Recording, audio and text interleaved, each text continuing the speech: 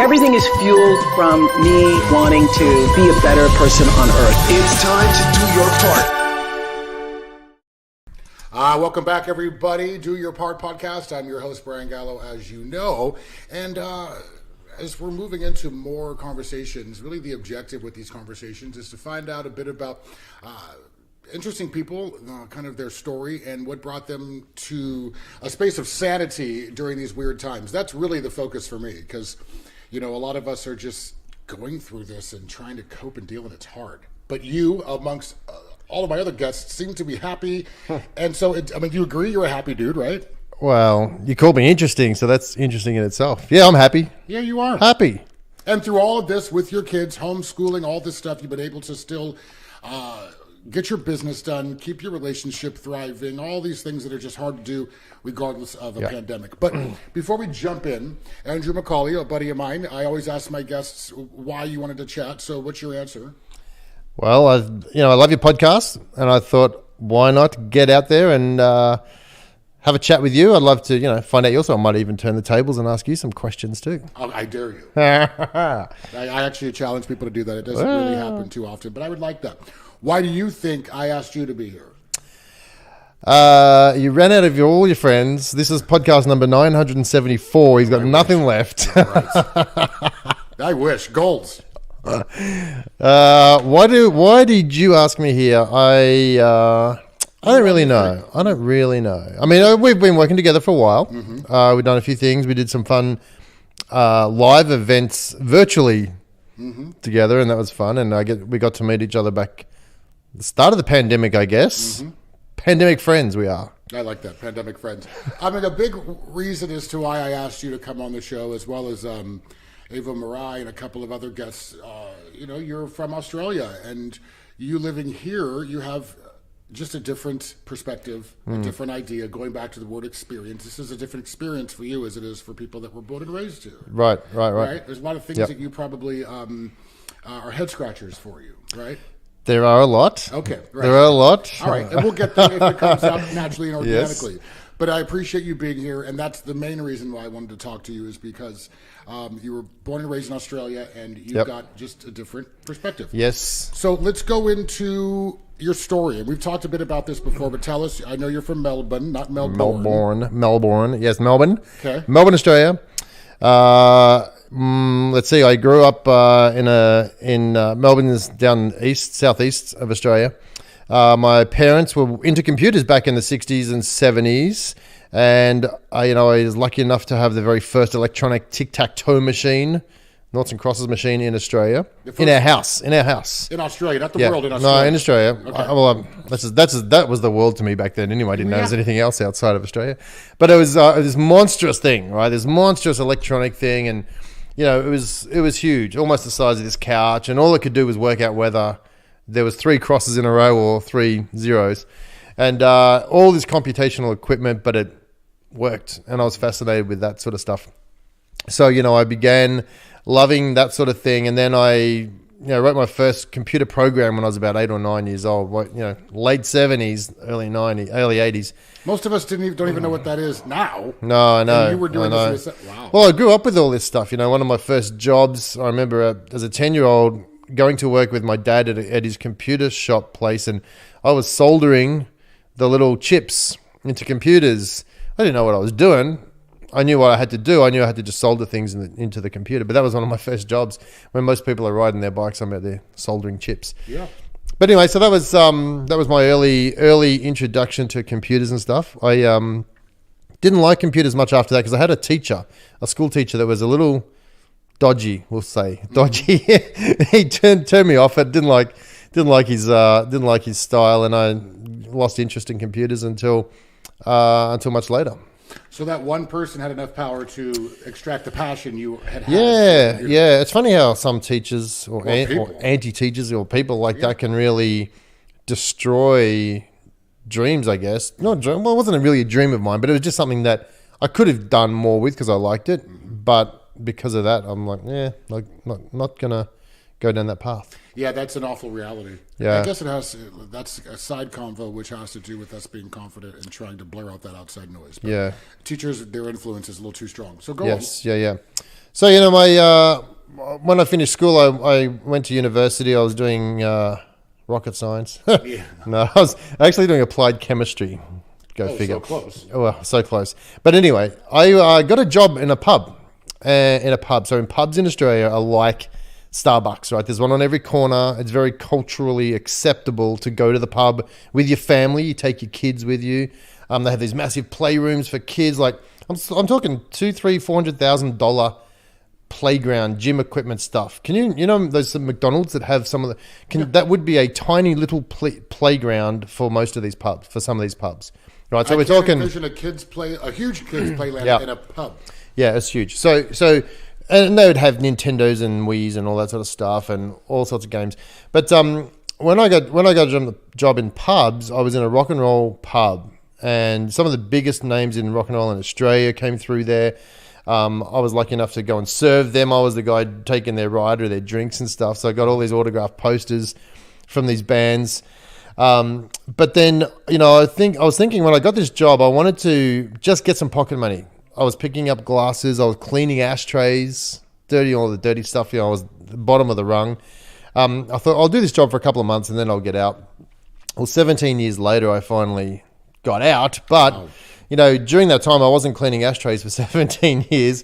I rose up pretty quickly through management ranks, and I became the youngest licensed venue operator in the state of Victoria. I was 23 years old. At the time, I was managing the largest nightclub in the Southern Hemisphere, which was huge. It was fun. Not just Southern Hemisphere. Southern Hemisphere, yeah. So it was huge. It was huge. In the early 90s, we had some massive nights there. Well, every night was massissive, but lots of funny. And this is all in your lots of early funny stories. 20s. Yeah, I was 23, 24 when I was running that. So so then once I got out of the club, I was back into pubs again and ran some real big pubs. And it was about 2006. I'd been in pubs now for 17 years, and I'd pretty much gone as far as I could possibly go as a manager. But I didn't want to. I was sort of getting sick of the industry. It was long hours. My body clock was completely screwed because I'd be working all night one week or all days the next, or it'd be swapping over and stuff. Yeah. So in the end, I just said, well, what else do I want to do? And what do I like about working in pubs that I want to keep? So some of the aspects of working a pub in hospitality were great. Meeting people, marketing, running and managing people was good. But I got out and I started my own business. In 2006, I started my own consulting business, dog grooming business. Are you kidding? I'm Oh, hearing that's a dogs. nod to the dog? I'm joking. No, consulting business. So 2006. I remember 2006, if you think about computers and online stuff, this was the birth of Facebook, YouTube, LinkedIn was just coming out. Twitter hadn't even been born yet, and neither had any of those Snapchats and all those stuff. Twitter. So, I had a client, he said, hey, Andrew, there's these people making money on Facebook, this thing called Facebook. Can you help us make money through Facebook? And I'm like, yeah, sure, of course I can. I went home and I Googled what is Facebook because I'd never heard of it. What is this Facebook thing he speaks of? So I was fascinated with how people were using this platform to make money for their businesses. Now, back then they called it Web 2.0. Now, 2.0 meant that this was a time when people or businesses could talk out, your TV, radio background is all one way, right? It's you're giving information out and people are just listening to it. They can't respond to what you're saying in real time. So this Web 2.0 was when these people are putting out messages, there was people responding back to them. It became that two-way communication, which is what changed a lot of, and this is what people liked about it, was well, now we can talk back to the people that are running or giving us information. So I began looking at how these people did that with Facebook, and then I started teaching other people, started managing and teaching other people how to use Facebook for business. And we're not talking Facebook ads like we know today. No, This is Facebook ads different. weren't even there at that point. Right. They just had fan pages back then. They had some games on there like Farmville and stuff like that, if you ever remember that game. do, yeah. And when everyone was playing Farmville, I was learning how to make money on Facebook. But I understood the concepts of what was going on. I think because of my techie background way back when, I understood what they were trying to do as far as tech goes, and I was able to explain it to other people who didn't get it because this new world of social media was brand new to them. So I began teaching this stuff, and it was pretty cool. So this is 2006. Now, 2006 was a pretty big year for me because it was at that time that I was going and I was at an event, a speaking event, teaching people how to speak. And this event was run by an American guy. Well, he was the main presenter, Chris Howard. Hello, Chris. He was the main presenter, and he was teaching people how to public speak on stage, right? And he needed a lot of others to help him be facilitators for this event. Okay. And at the time, they needed a bunch of Americans to come out because they'd done the course before, and they'd already knew what the material was. So they brought them out, and that's where I met my wife. Ah, okay. Right, so she was at this event. I met her there. And because I was doing this online stuff, I didn't have to quit a job if I was going to go and see her come over to the US and travel.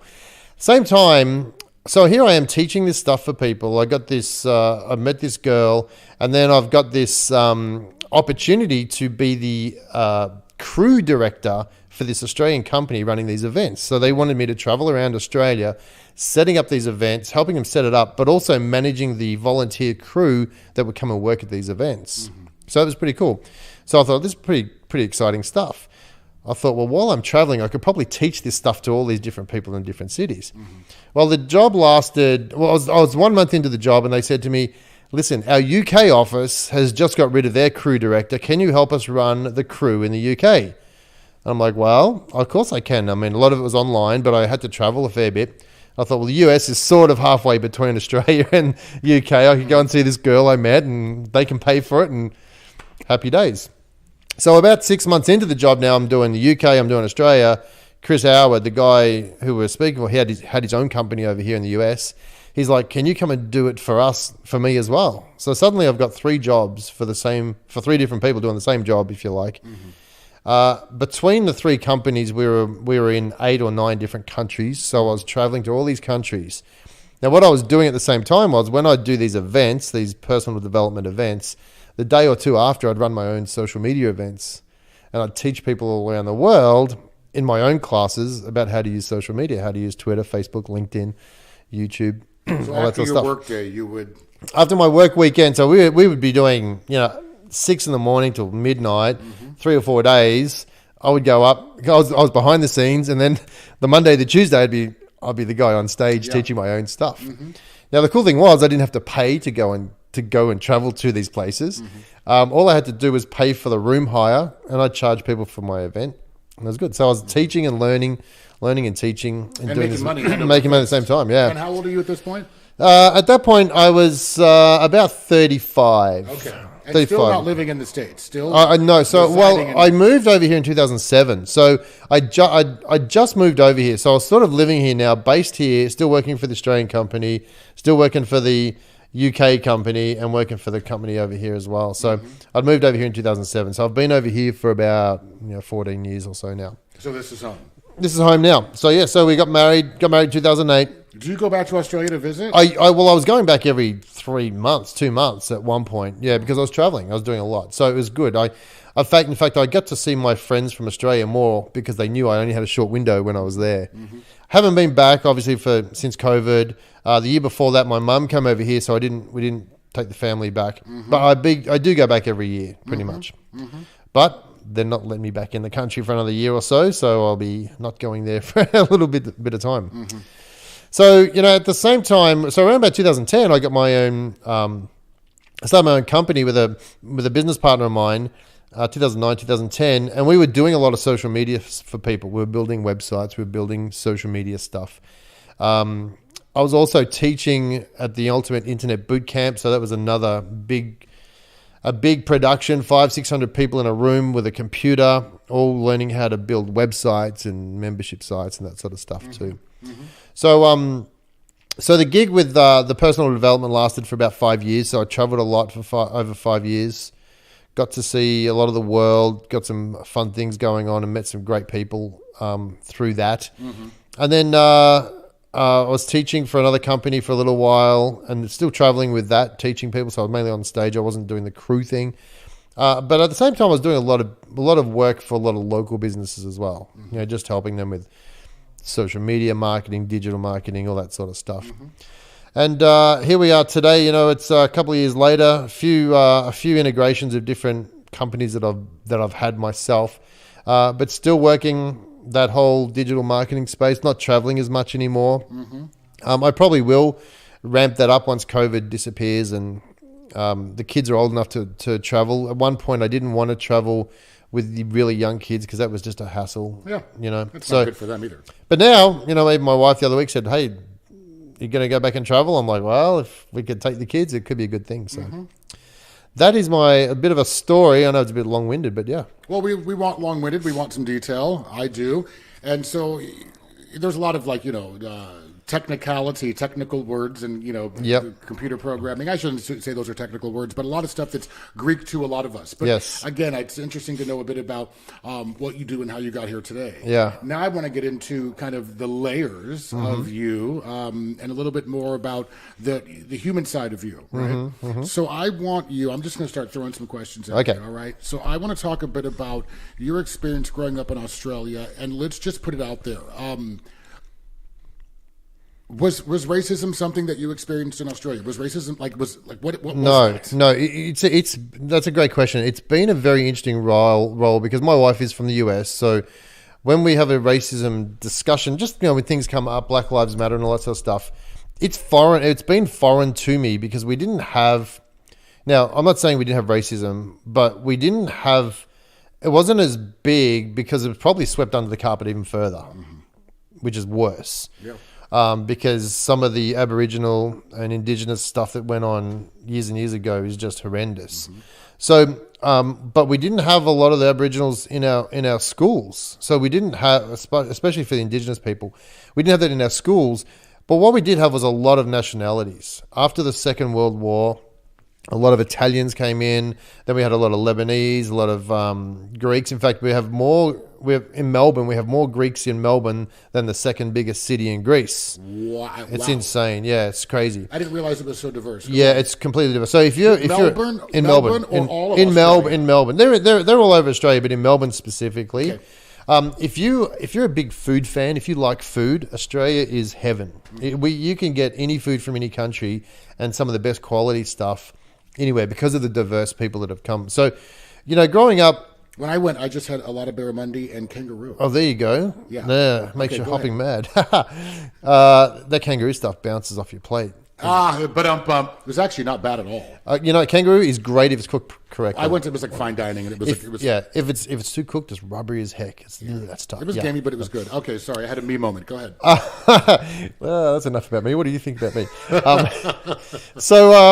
So growing up, I had some of my best friends were Asian kids or Greek. My first girlfriend was Italian. Let me ask you this: is Asian to you as we know Asian, as Asian American, or is Asian to you Indian? No, Asian American. Okay, yeah, Asian.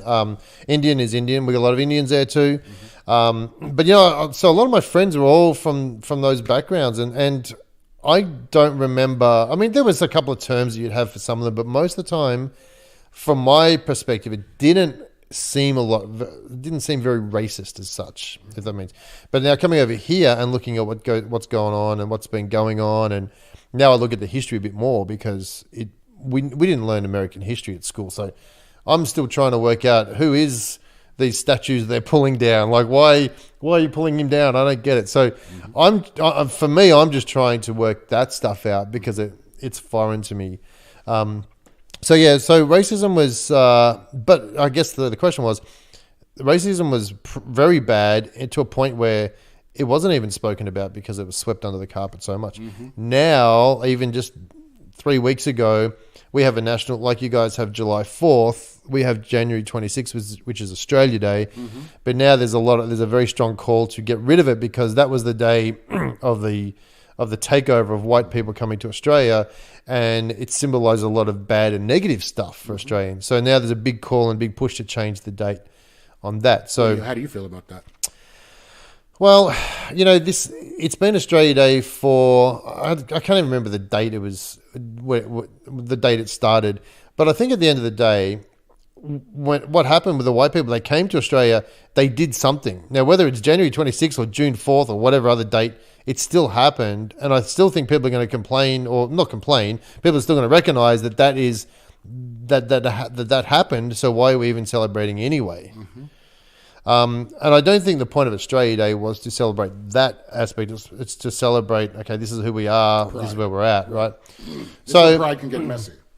And so in my it's belief. right. It totally is. So it's a very touchy subject for a lot of people today, even today. You know. Speaking of Australia Day. Yeah, totally. will continue to always be a touchy subject. especially even just last few weeks, because now the call is even getting. Every year it's getting louder and louder. Yeah. But again, it's kind of the same thing that's happening here in the States. These are the conversations. This is the space of uncomfort that everybody needs to be in. That's right, yes. Because we're talking about some really dark, sad stuff. Yes. And it doesn't matter what color you are. Accountability is still something that, we can't hold those people accountable because they're long gone. Right. Knowledge is power, right? Yep. Acknowledging. Yep. When was the first time you saw a black person? I think we had some around. I mean, I see. Here's the thing: we grew up with American TV as well, right? So it wasn't uncommon for us to watch TV with different strokes and all that sort of stuff.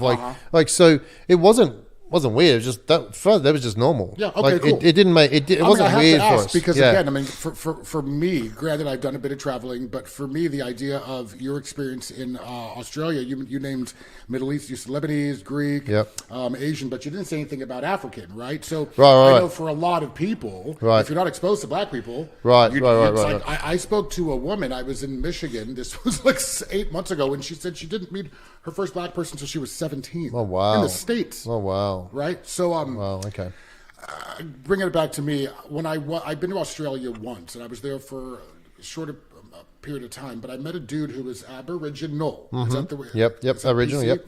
And we talked about racism, and he basically said that somebody like me can sail into Australia, and I'm a bit of a unicorn, right? People are fascinated by an African American, but for him, they are third-class citizens. Definitely, definitely, still to this day. Yeah, and if there was you're right, you could go in there and you'd be different because you're not. I'm like Will Smith or something. Yeah, we know you're not Aboriginal, right? So it's like, oh yeah, okay, and American accents or whatever, they're like, oh, that's pretty cool, right? So. You're definitely right. The Aboriginals, I think part of the saddest part of all of this is that they were given stuff, but it was like given land or given places to go, like reparations. But it was in the back of nowhere, like what nowhere wanted to go. I love what the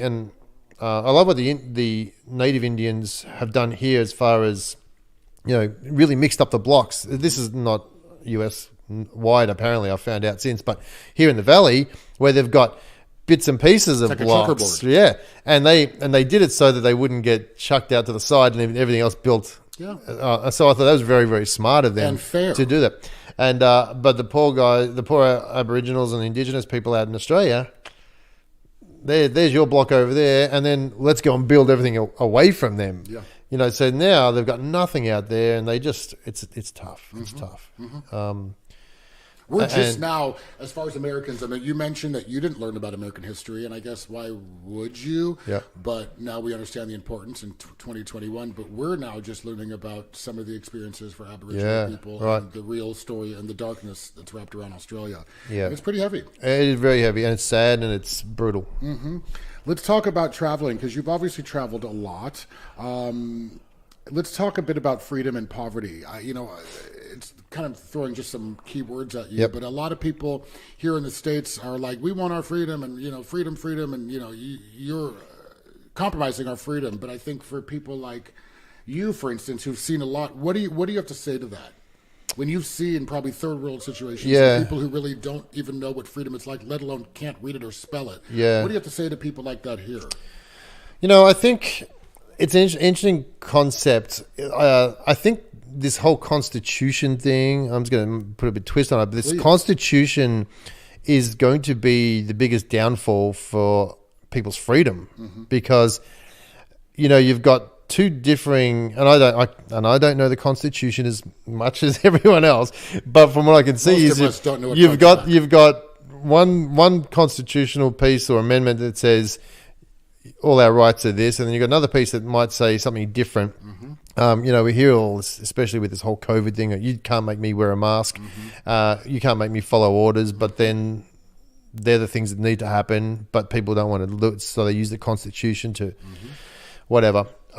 Daily. I just watched a video last night about this. Right, and so they're the sort of things that will keep, I guess, the US in this state of continual roundaboutness, because there are people that don't want to do stuff. There's people saying you should do it. We're talking COVID and stuff right now. But as far as freedoms go and that sort of thing, it's such a divided country right now. It's almost a circus, right? It's sad to see, but I think it just doesn't seem like it's ever going to be a common meeting ground somewhere along the way. What do you think? Well, what's the solution? I know you don't have the answer, but what are some things you could think of? I always mention traveling. Go see what freedom doesn't look like. Right. You can come home and be grateful for the things that you do. Totally. I've been in some of those third world countries, you said, like Vietnam. Even that's not so bad now, but Africa, I went through South Africa, I went through some of those places. I went through some Asian places. I've been in their schools, yeah. I've been sitting in their rooms when they've got one school desk for 14 kids, I went to Vietnam and it's like, can we go and take them treats? No, don't take them treats. Take them pencils. They don't have anything. They want pencils. And I've got videos of this. It's just so moving. Pencils. That's all. Just a pencil. They're so excited. And these kids would jump up and down, almost do backflips because we're bringing them a pencil so they can learn and do some schoolwork. Right, it's sad. And they're sitting on dirt floors, like huts that are made of clay, and they're sitting on dirt floors. Yet they're some of the happiest kids ever, because they don't have any other reference point of what they're missing out on. They know that they're alive and they've got food, they've got some clothes on, they're loved, and things are, to them in that world, is good. And we come back and we look at and people complaining about, I have to wear a mask. Don't you know who I am? It's like, for God's sake, we're asking you to wear a piece of material for a few minutes while you go into a shop. Yeah. Right? That's not freedom.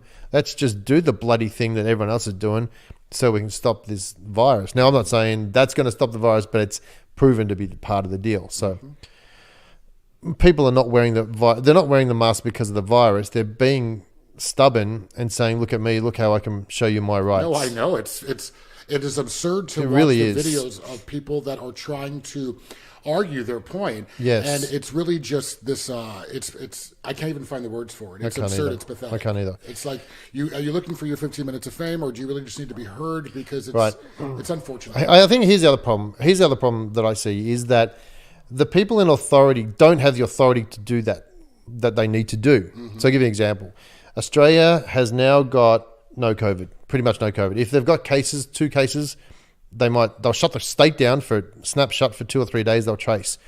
Here's what happened in Australia. Why is it any different than here? Why didn't it spread? And people can say, because it's an island. No, crap. We had 700, 800 cases a day in Melbourne, right? It was infecting pretty fast. They shut down, like we did here, lockdown, but the lockdown was policed. It was enforced. And it was penalties after penalties. You could not leave home 5K from your home, 5K, 3 miles from your house. There'll be police, the army would come in and they'd say, where are you going, Brian? What are you doing? Where's your address? Why are you so far from home? Here's a $1,500 fine. No mucking around, right? Go back to that whole Constitution and freedom stuff. You drive down a road here and you see ads on TV from lawyers saying, if a policeman asks you where you're going, don't tell them. Wind your window up and don't answer it.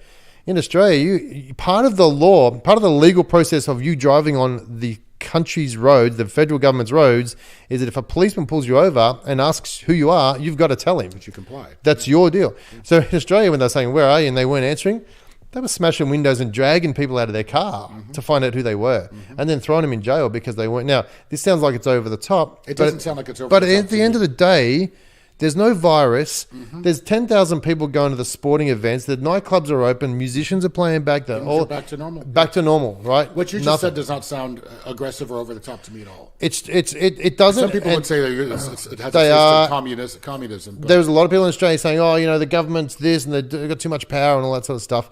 But at the end of the day, here's what happened was, and this is my belief, is that there was one or maybe 2 voices of authority to say, this is what we're doing.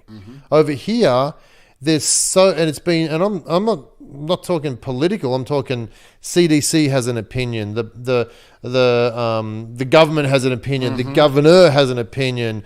The sheriff says, I'm not going to go. The sheriff of Riverside County says, I'm not going to go and lock up anybody because not my job. Right. And all this attitude, and there's all these mixed messages.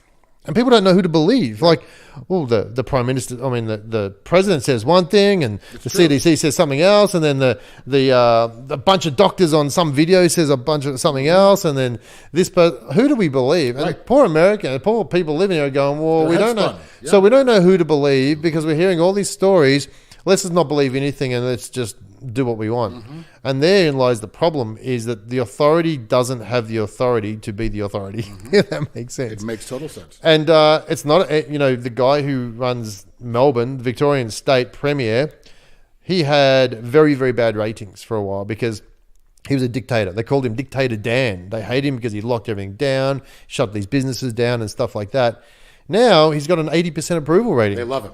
Oh, you know what? You're not so bad, dude. Gee, thanks, because now we can go and do what we want. But I think that's what Newsom was trying to do, right?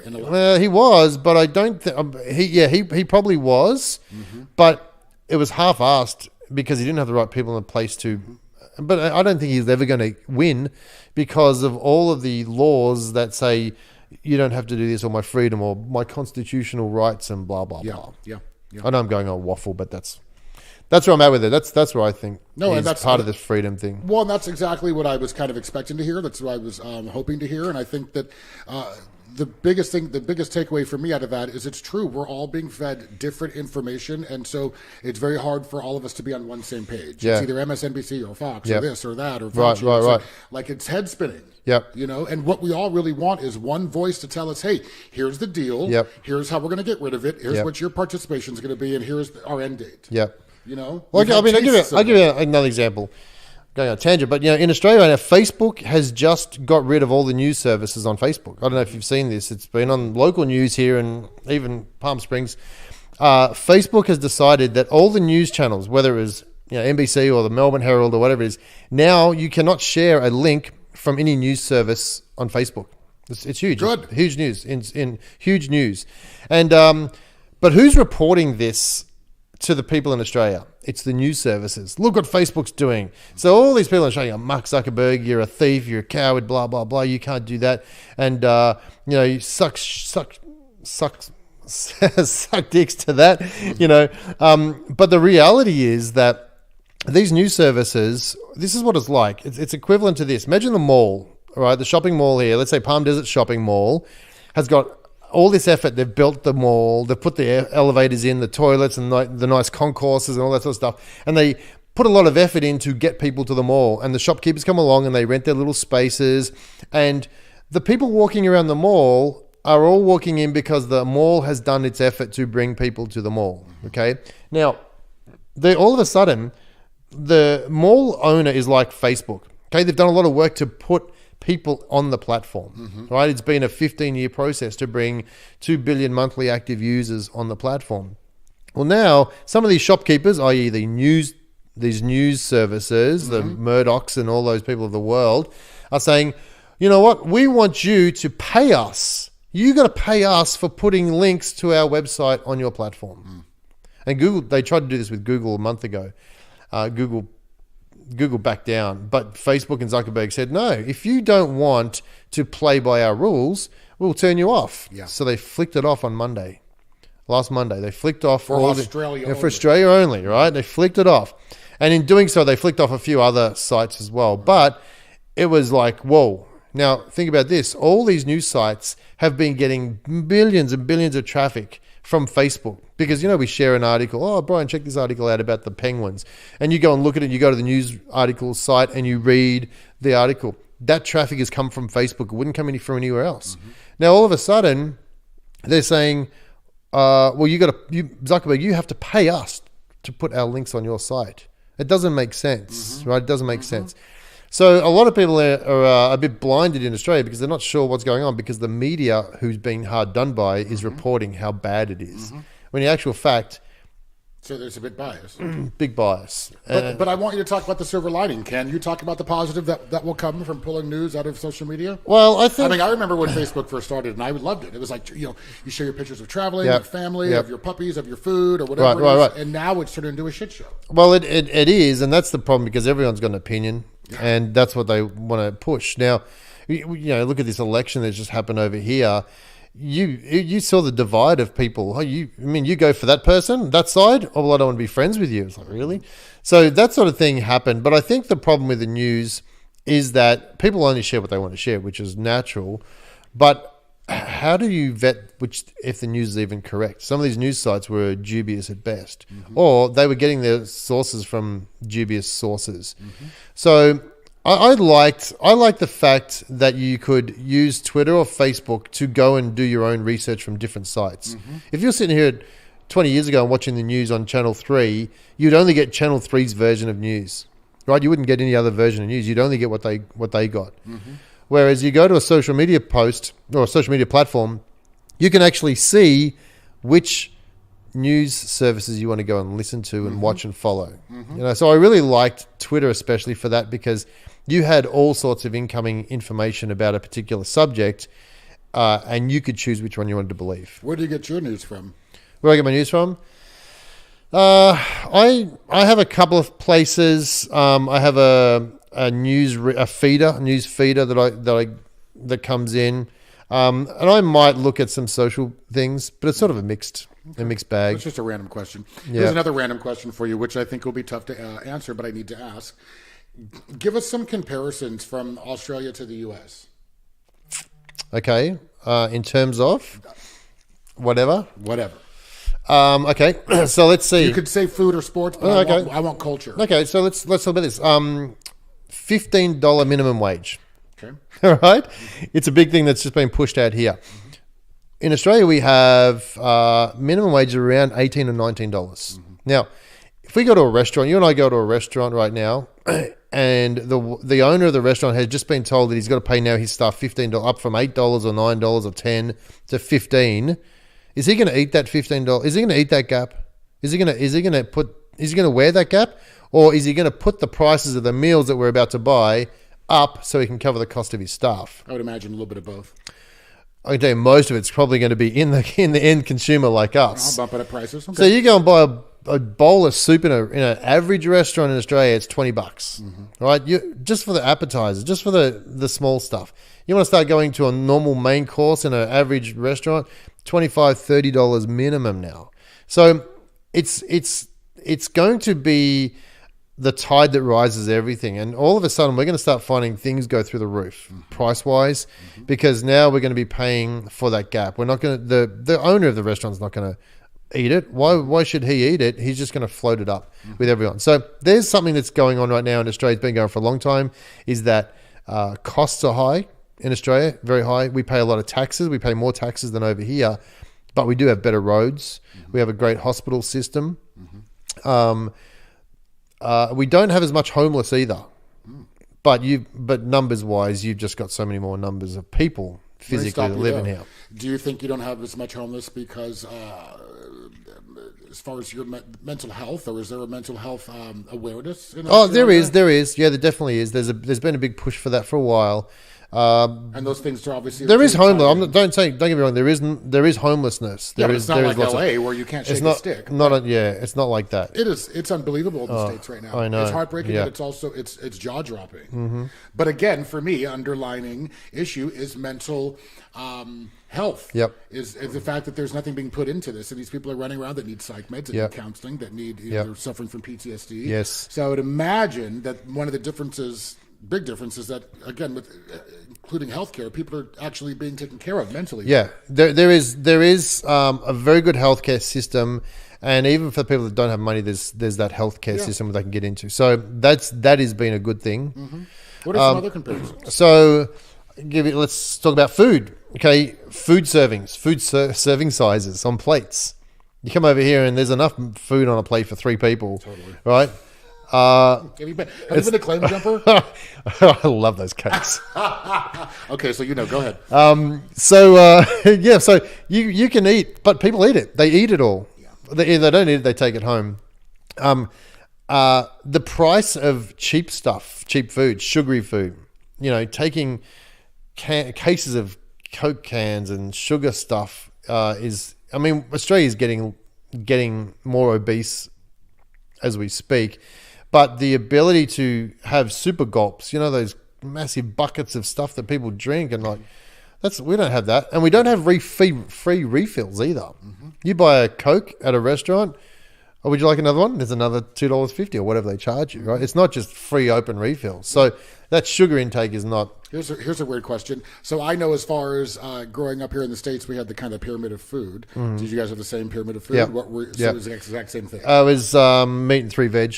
All right, so same thing. Yeah. I mean, I guess that was a stupid question, but you never know. I think that here in the States, we have always been programmed to eat a little differently. Yeah. Granted, what we've been told as far as what's healthy, that's not, our actions don't lie in that. No, I mean, don't get me wrong. Australia, I think pound for pound, we're almost more obese than the US, which is really sad. Pound for pound, that's funny. Go ahead. Yeah, but meat and 3 veg. We used to eat a lot of lamb. Lamb is expensive now, I love lamb. but we don't get that much anymore. You can still get it; it's expensive, but meat is expensive. Yeah. Let's talk about COVID and kids and home and family. And I want to try to segue that into, would you rather raise your kids here in the States or Australia? So my plan initially was have the kids up until primary school or elementary school, and then I wanted to take them back to Australia for elementary school.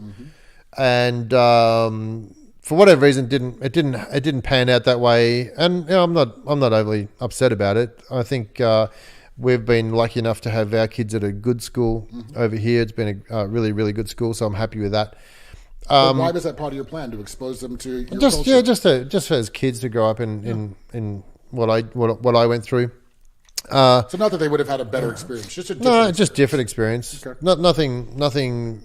No reason why. Just thought that'd be a good thing. But we're happy with the way things are going now. My oldest one is about to go into middle school, which is going to be different as well. But so yeah. How's COVID been with them mentally? Mentally, they're fairly good. My kids are pretty rounded, so it's not so bad. What are you doing to keep them sane? Because a lot of kids are turning into a. Keep me sane or them sane? Sure. You know what? We're trying to keep them in things like piano, where they can go and learn some stuff or just see some other people. Doing some sports. They play a lot of games, which most kids do anyway. I got to be honest though, some of these games they play let them talk to other kids. Right. So internationally, right? Well, wherever you want, right? It's just all voice stuff, right? So that's given them their social connection. Even though the games might be, these games they're playing, and they're not real violent or anything like that, but they're able to talk to their friends, and it's been a godsend, because if kids were at home, if this happened 20 years ago, we'd all been up the creek, because we couldn't do the Zoom thing. It wasn't around. They couldn't do school from home. Wouldn't have happened. So we're just glad that it's happened at this point. But my kids are ready to go back to school. They just want to go back. They're really done. Done with being at home all day. Everybody is ready. Been a year, Yeah. Yep. All right. So, a lot of viewers, we try to break this into 3 parts. So the beginning was a bit about you, a bit about how you came to be, some of the things you love. Second part is really about kind of not state of the nation, but just, humanity, getting your take on how you feel about just things, new and old. Yep. Now, this last part, because we're getting ready to wind up, we got probably another 15, 20 minutes, but I want to talk a bit about some of the things that you do to keep yourself just sane, kind of what we just joked about a moment ago. Yeah, yep. I've just started back at gym, which is good. I needed to do that. Before COVID, I was doing gym fairly regularly, and then that just sort of stopped. For I think everyone. And then so I've been able to go back to gym. A gym that I go to is doing a lot of outdoor stuff, so I feel good about that. We try and get away, just do a little family trip for a night or so every couple of weeks. Over summer, we get to go camping and stuff like that. We have a little trailer we take up the hills. So just that sort of stuff, and we try and do the best we can with the resources we got. Yeah. Do you think if you were single right now, do you think that this would affect you obviously differently mentally? Yeah, Do you think yeah. being a family is the thing that saved you through this? I'd hate to be single. I'd hate to be single during COVID. Trying to find a partner, but just, I got friends that are single and they're just like, they're at home and there's nothing else to do or no one to talk to, especially when the real serious lockdown stuff was going on. Yeah, in the beginning. Yeah. I had a friend, the weekend we locked down, I moved her to Vegas. I drove the truck up for her. And for the next 6 months, she didn't even meet her neighbors. She was there. She didn't know anyone, couldn't go out. She barely went to the shops. But she was like going a little batty. But, well, I was going to say that's what happening. I've never been to prison, but that would be the comparison. Is it starts the walls start to close in on you. Yeah. Yeah. I know for me. I mean, luckily I've got some good people in my life, and I've got some things to keep me busy. Yeah. But even then, it's these are dark times for everybody. So part of this conversation is to find out what is it that everybody's doing that's keeping themselves afloat during all of this nonsense. What about your wife? How is she handling all of this? So she's pretty amazing.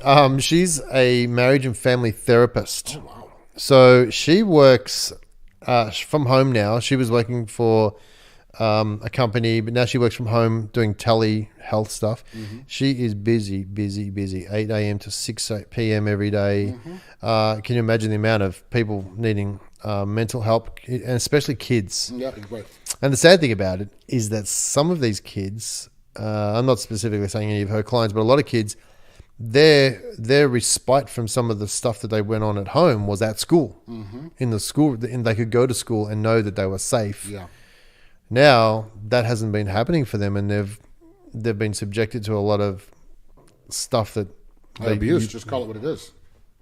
So it's pretty sad. That's a lot of. But then on the flip side, there's a lot of parents who are struggling with it because now the kids are at home all the time. Yeah. And the kids are going nuts. The parents are going nuts. So she's been that rock there. And then sometimes she'll hear stuff. And so she's got to learn to let that go. And she can't even drive home because she used to be able to listen to it at work and then drive home and leave it there. Well, now she's at home listening to it. So she's got to learn to leave it there. Yeah. Leave it right there where she sat and then get out of that office. I will say it sounds like she's fulfilled with what she does, and I think that that's going to help with what we're doing now too. If you can be able to pour your passion to something, yes, that's going to keep you definitely that much happier. Yeah. Yep.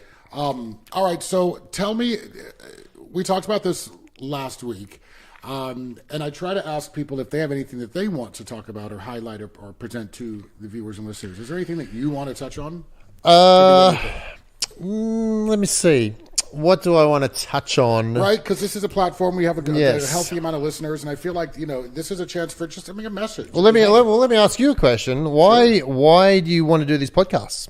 What interested you in doing podcasts? Well, I think that we live in a world where, again, accountability for me is it's my favorite word lately, because we live in a world where all these things happen, all these people treat each other funky, all of this nastiness and negativity, all this energy is in the air, but nobody's being held accountable, right? So I think that in these conversations, I think I get to learn a bit about people and really detail about people, the good, the bad, the ugly. And I think that I learned so much about everybody that I've interviewed that the people that are listening, I can only imagine what their takeaways are. We only know what we know. And in my experience, as much as I've seen and done, it's still limited. Yes, you know what I mean. So that's why I'm doing these podcasts, and I think that they are important. Me working in news, I loved working in news, but you regurgitate a lot of information. It's just kind of copying and pasting. This is a passion project. We get to talk about how we feel about real humanitarian issues. How it affects us, how it affects your kids. So these are just conversations that have always needed to happen. I just don't know if there's really a platform for them. For me, what's the next level after this? Now that we've had conversations, what can viewers or listeners or you now do to A, implement this, or B, hold yourself accountable as well as others? You know what I mean? Yep. And I find so many different opportunities to be able to hold myself accountable as well as others. I was talking to my aunt last night, and she mentioned that her soon-to-be daughter-in-law, black girl living in Oregon, went to apply at a Starbucks, and they basically said, we're going to keep looking. You're not for us. Wow. So I said to my aunt, you should go in there and speak to them. And she's like, no. I'm I was like, all right, well, this is an opportunity where people can be held accountable. Yeah, yeah. You know, I had a buddy who was flying on British Airways, went in to go to the VIP lounge, and a black family was denied. So he was all mad about it. I'm like, well, did you say anything? He's like, no. Hold that person accountable. Yeah. The person that's denying them, that's BS. I'm not saying pull out your cell phone and get all Karen or Greg on them, but hey, buddy, that's not cool. Yeah, Why did you yeah. do that? Yeah. What made you, why did you want to do that to that person? Sure. Yeah. You know what I mean? Yep. Let me ask you a question about accountability, because it's a good word, but I think there's times when people get mixed up with accountability and blame. I'll give you an example. So we've all heard the news about the terrible snowstorms in Dallas and Texas, right? And there's thousands, millions of people lost power, and the power company has done everything it can, or allegedly, to make sure that it had power. They were minutes away from having a blackout for months and stuff like that. And now on the news, they were talking about all these people they interviewed. They're like, well, the power company should be held accountable for it. But we're talking about something that was not a decision they made, but it was a natural event that has never happened as bad as it has for a long time. More people have died from this natural event than anything else, I think, in the state of Texas at that point. But all these people are saying, well, this power company should be held accountable for it. Where does the line get drawn when something that's possibly out of their control become their accountability or just their preparedness? I get it. Right. So this is comparable to the PG&E issue that we had here a few years ago with the fires up north. Yep. And again, it was like lawsuits, threats Yes. of lawsuits, and accountability. Yep. So I think in two parts, as far as definition is concerned, or the difference between the two, blame is when somebody is doing something Knowingly. knowingly, or even if it was an accident, Yeah. but not ponying up and saying, hey, I made a mistake. Right. As far as accountability, especially in this specific instance, the accountability, I mean, to me, the accountability lies within the legislation, period. That's where the accountability lies. I mean, you can look at the electric company, you can look at all the parties involved, but it really boils down to the people that call the shots, right? And I think that this has become a political issue, right? And so I think that's where the accountability lies, is within them again. And I think that blame and accountability are both just in this situation, right? Yeah. And yeah, I mean, again, if we don't hold people accountable, then these situations will continue to happen. Yeah. Right? And I know that they had some power issues a couple of years ago. There were threats of this happening again, and nothing was done about it. Right. You can use Katrina as an example, or several examples. Warnings are there. The messages are there, but they start to duck and hide with no accountability. Yeah. And the problem just gets bigger. Yeah. Right? People need to step up and say, hey, I made a mistake. Yeah. And we're seeing that. We're seeing a bunch of spineless people in the White House, in legislation, and just wherever you go, you're seeing a bunch of people that are just spineless. So we're seeing that more and more. Okay, we're seeing accountability challenges, more and more people not taking the step up to say I'm accountable. How do you think that's going to affect people taking on responsible positions, knowing that they are accountable for everything that could possibly happen all the time? Do you think that's going to... I have my answer already. Okay, good. I talked to a buddy of mine, and he was talking about loopholes. And he's like, well, if that's how it's developed, and if there's a loophole, what's wrong with that? Yep. We are lacking integrity as a nation, as just period. You know what I mean? Yep. And I think that that's kind of the bottom line about all of this. And my point is that as the future generations move up and they want to try to create influence and do the right thing, the one thing that they're not seeing or witnessing from their elders is integrity. Right. Is just basically, this is that we know the difference between right and wrong. We know that we are the only species on Earth that can really make these choices. Yep. It's not hard. It's not rocket science. So we're seeing a lot of people witnessing a lot of weak people. So I think that needs to change. And I'm not going to say it's Biden or Kamala Harris. I don't know them. I'm not going to say it's key individuals. It starts with people like me and you. And parenting. I'm a big brother. Little moments like that where you can show people what integrity really is. Yes. It's right. Do you agree? Yeah, no, I think integrity is a big, it's a big value of mine, and I'm always running my life through integrity. Yeah. And I think you're right. A lot of people don't have that, and the more They're people that don't sneaky. have it, the kids see that it's not needed. Correct. But it is Correct. needed more than anything. It is needed more than anything, but the way it translates to a lot of people is, okay, I see something here, and there's 5 ways to get to the same goal.